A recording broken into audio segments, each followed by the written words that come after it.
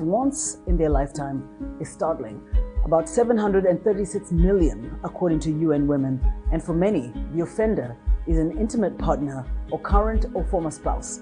Although rape and murder are on the extreme end of abuse, destructive verbal and emotional abuse, mostly on social media, is also on the increase. Rather than being passive, many women are now fighting back against sexual and physical abuse, literally through martial arts or boxing, or arming themselves with pepper spray and even firearms. But is this enough? We'll explore this and more on today's edition of Our Voices.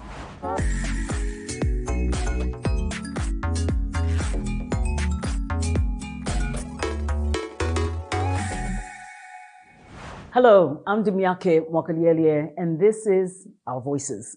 On today's program, we'll examine how some women on the continent are taking matters into their own hands in self-defense against femicide, rape, and domestic violence, which has risen during the COVID-19 pandemic. We'll also demonstrate some techniques that women can use to protect themselves.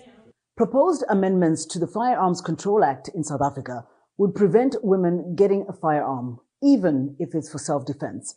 While gun critics say limiting access to guns is proving to be successful in reducing the death toll, some gun proponents argue that taking firearms out of some hands, specifically women, will deepen what South Africa's President Cyril Ramaphosa is calling a second pandemic of gender-based violence. VOA's Anita Powell reports from Johannesburg. South Africa's rate of intimate femicide, the killing of women by their partners, is 5 times the global average, according to the World Health Organization.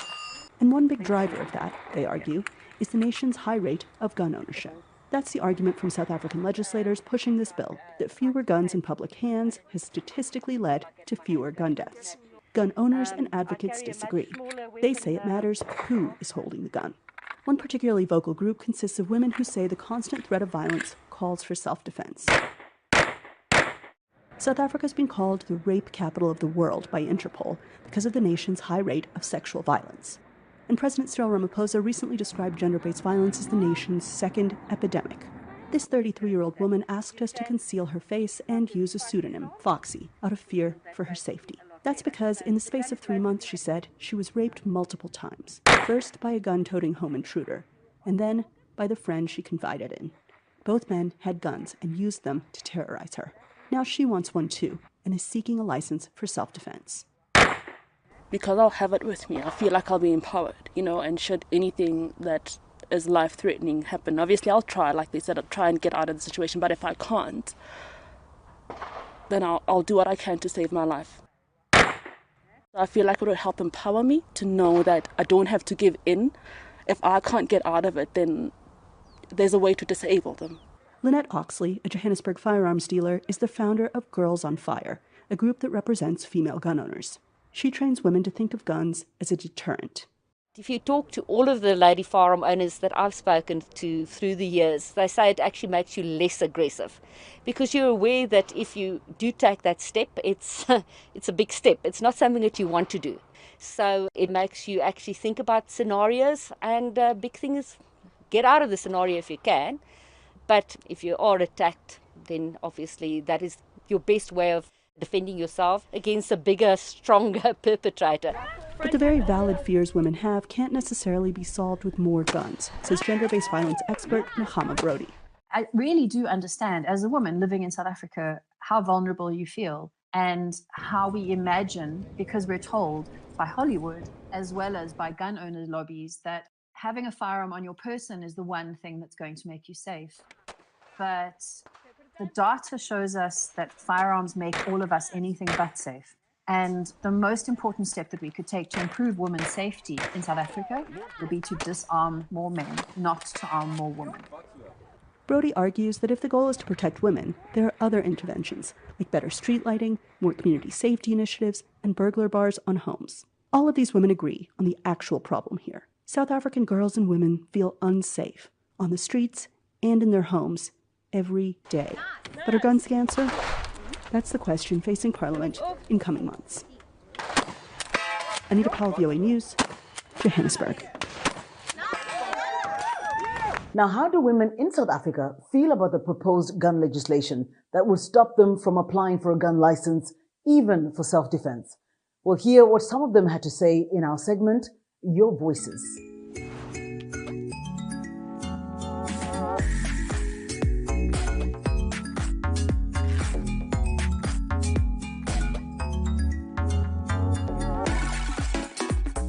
I think it's a must now these days that we get a gun, because now if you look at the things that are happening around our country with the gender-based violence, the armed robbery, the hijacking, in most cases it's women who are vulnerable to crimes. As a young female living in the society, it's very much dangerous, and I've been exposed to a lot of things, so I feel like it's very much important for us to expose ourselves to learn more about guns.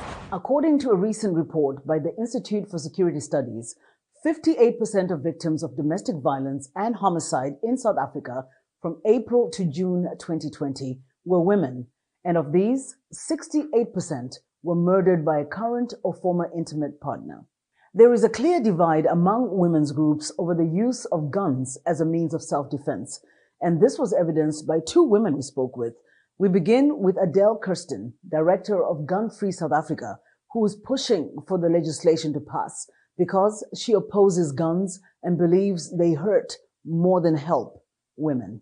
There's absolutely no evidence whatsoever that a gun is an effective means of self-defense. And we know from our own experience in this country that stricter gun laws reduces intimate femicide. So to give you more detail, in 2000, South Africa passed a much stricter and new gun law as part of our kind of new democratic dispensation. And what it did, it reduced gun availability.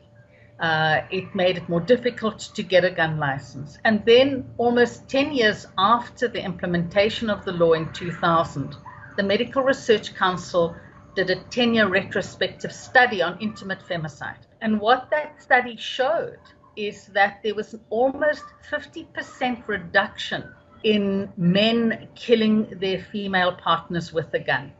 So in 1999, 34% of intimate femicides, a gun was used. And in 2009, that had almost halved to 17%. So up until 1999, 4 women were killed, not shot, were killed every single day by their male intimate partners. So that meant 1 woman every 6 hours. With the introduction of the gun law, we saw a reduction to 3 women a day. But it's a downward trend where you now have in South Africa a woman killed every 8 hours by an intimate male partner. Now, this issue of guns and, people's access to them is controversial all over the world. There's a big debate even here in the United States. And what's your input as your organization? South Africa, we do not have a right of firearm ownership in our constitution. There is no right whatsoever to own a gun. It's a privilege under the law. We, of course, like all countries, there is a right to self-defense, but there is no right to have a gun for self-defense. So Gun Free South Africa's input is to really explore and look at kind of more effective and non-lethal ways of defending oneself. A big group that is pushing for access to guns are women.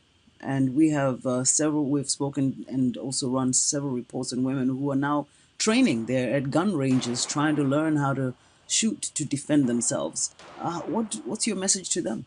There's no evidence to suggest that guns are effective for women against gender-based violence.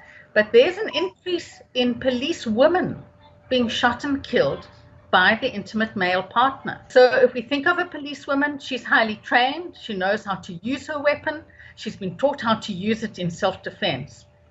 The gun did not protect her. It did not help her. So why are ordinary women, even if they've been trained, why do we think that training to use a gun is going to protect you from male violence? Founder and CEO of Pretty Shooters Firearms Training, Ternice Reed, defends the right to bear arms and believes if used properly and as a last resort, guns can save a woman's life, She argues that it's people that kill, not guns. I think that what we take from firearms is once you know, it's safety.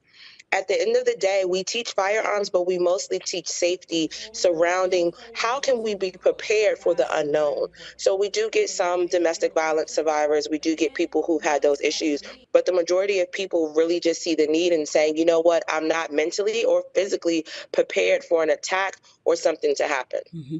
There's this controversy and and conversation around gun use, and some people literally put people in certain categories. You're pro-gun or against guns. Is there such an argument that you see, being a person who deals with, training people to shoot for self-protection reasons? I do. I think it's about perception. I tell people you can look at the glass half empty or half full. I think that it's important for people to know that you can have reservations about the gun culture and things. Everybody always wants to get better and evolve, but reality is you have to stand for what's right and what you believe in. So I totally get people wanting, gun laws to be safer. They are only understanding from their level of perception. However, we still have to know that sometimes it takes 10 to 15 minutes for law enforcement to get to you. In some events like COVID and people got sick, ambulance are taking a long time to get to people. So it's okay to have a plan in place and be prepared and still be a good law-abiding citizen and follow the rules. Tell me one or two points that you'd like to, or misconceptions that you'd like to dispel about guns. Number one, people kill people, guns don't kill people. I've said that for the longest time.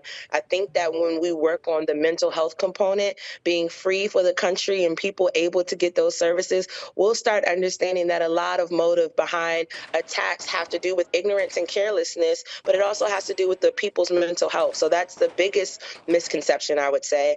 And number two, the only fight in life you're ever guaranteed to win is the one you avoid. I can't stress enough that guns are just the last resort. They're a great last resort, but they're a last resort. There are so many other things that I would do to get out of a situation, to repel an attack. And I tell women all the time, understand that once that firearm has come out, you may not be the person who's shooting, you may be the person shot. And there is a perception about what a gun shooter looks like, or a person who carries a gun looks like, and you don't necessarily fit that image. No, I don't. I'm a young female minority. Again, I think that this is amazing, and this is exactly what the culture and the world needs right now. There is so much more that binds us than separates us. And I think the second we stop using certain things, especially race, to profile situations, we would understand that we all really have the same common goal. We all find a lot of the same things fun. We're getting the credentials. We're having fun while we're doing it, and we're showing people and children that you can do this and be safe. And I think a lot of people have felt more calm with knowing that I look like them, that they can look like me and do this and be okay and feel like, you know what, that's my person. So it feels really, really nice to have people tell me I give them hope. So it's amazing. It's time for a short break. But first, how do you feel about guns as a means of self-defense against sexual or physical violence? And do you think gun licenses should be legalized? Tell us on our social media platforms. We are on Facebook, Instagram, and Twitter. Our handle is @VOA Our Voices. We are also on WhatsApp, and our number is on your screen.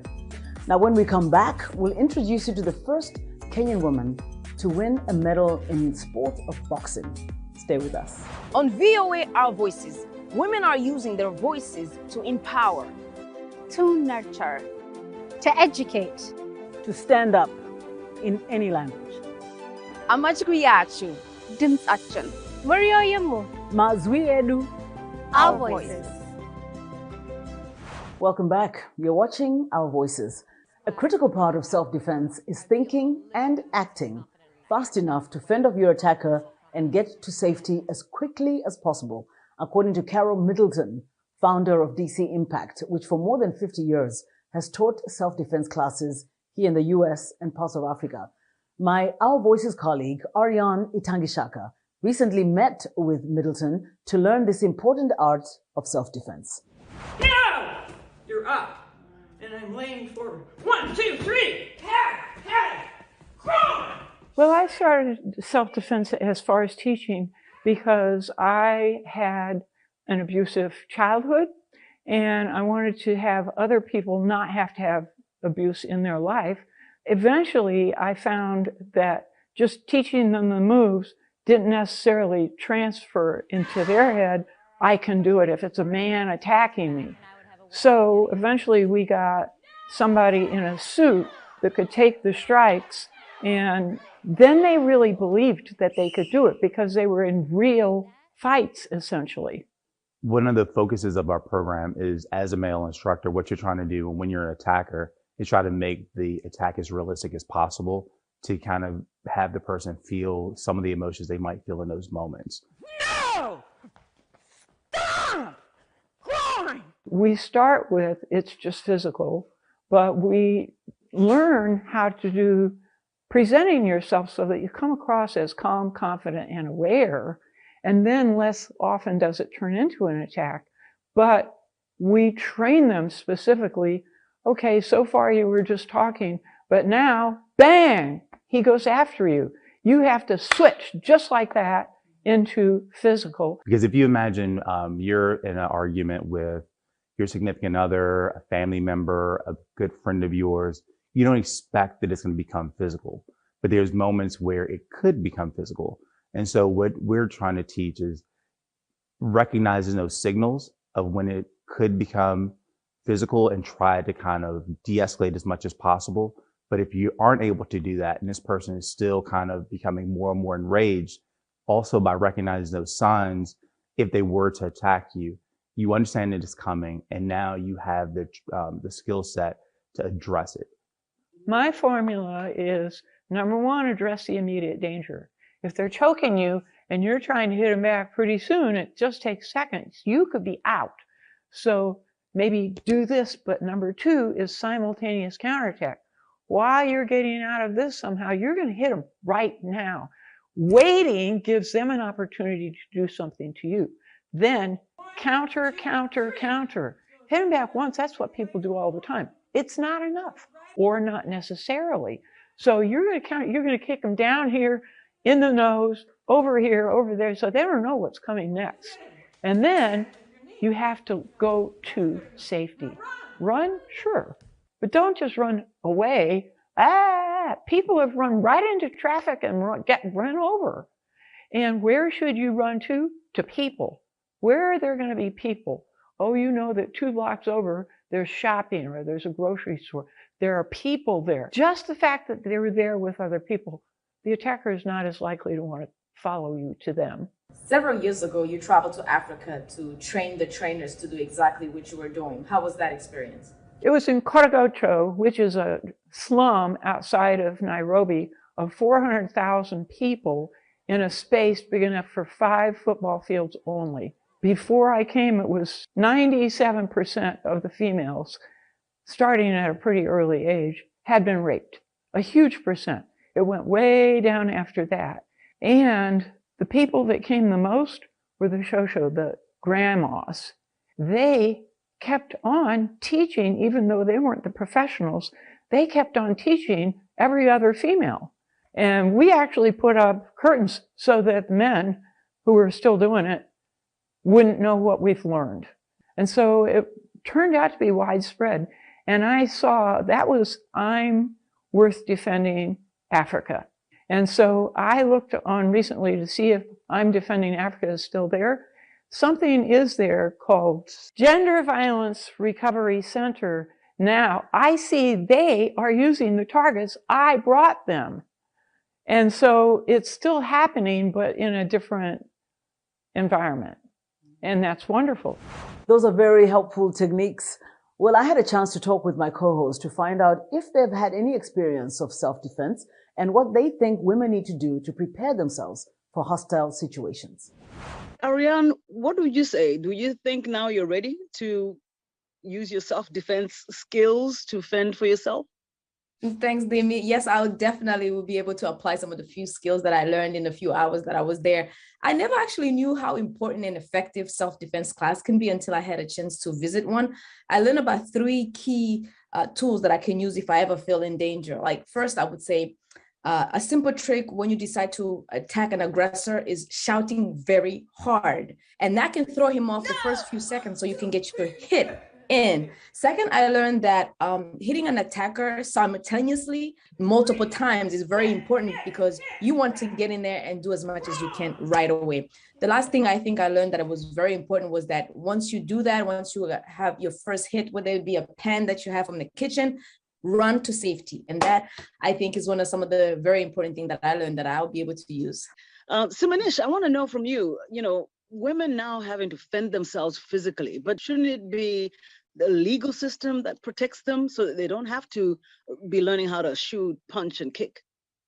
Well, obviously, the law is supposed to be one of the ways to protect women from abusers. But unfortunately, we have repeatedly seen that the legal system have failed women, from emotional, physical, economic, or sexual abuses. Or even most African countries now, they have laws that criminalize such abuses. But gender-based violence still persists. And because women don't get justice, I think that's because, one, the system does not allow for the laws to be implemented.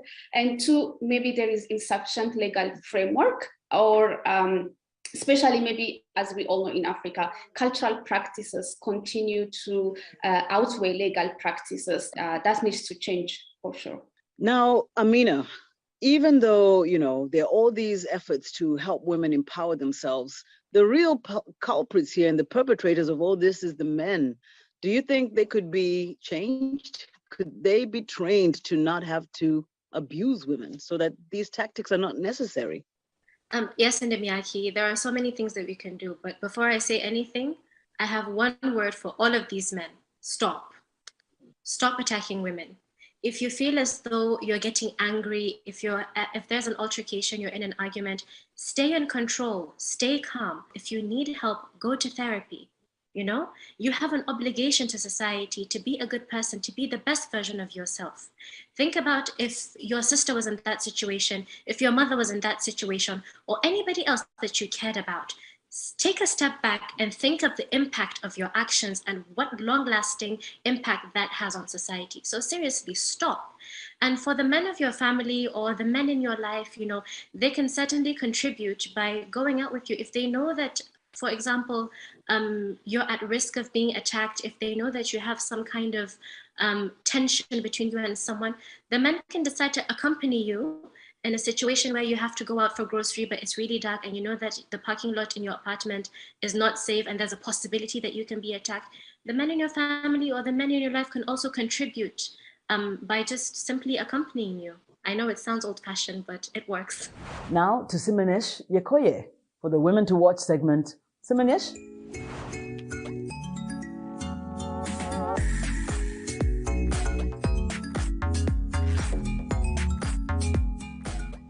Thanks, Ndiniake, and hello everyone. In this week's Women to Watch segment, we are going to introduce you to Kenya's Christine Ongare, who rose above insurmountable odds to become the first Kenyan woman to win the Commonwealth Game medal in boxing. She then turns around her skill to give back to others. Grace Oyanubi narrates the report from Josephine Kioko in Mombasa, Kenya. A mother at 12, raised in Nairobi's gritty suburbs to surviving by her fists, Christine Ongare has made her dreams a reality. Life was not easy growing up in such an unforgiving environment. Ongare said girls will be physically and sexually abused, and she had to learn from a young age to fend for herself. She remembers how difficult it was for a young girl to raise a child. Teenagers right now, compared to the life I was raised in the slum, sometimes see these things as fashion. It's like they are in a competition. Ongare was first introduced to boxing through Box Girls Kenya, an association in Eastlands that helps empower young girls through gloves and sparring. But she began taking the sport more seriously in her late teens and in 2012 competed in her first World Championship.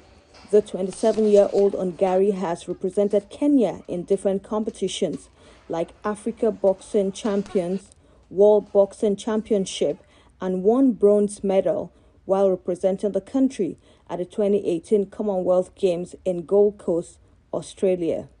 Ongare, who formed the quartet that represented the country at the 2020 Tokyo Olympics, but was eliminated by Filipino boxer Irish Magno.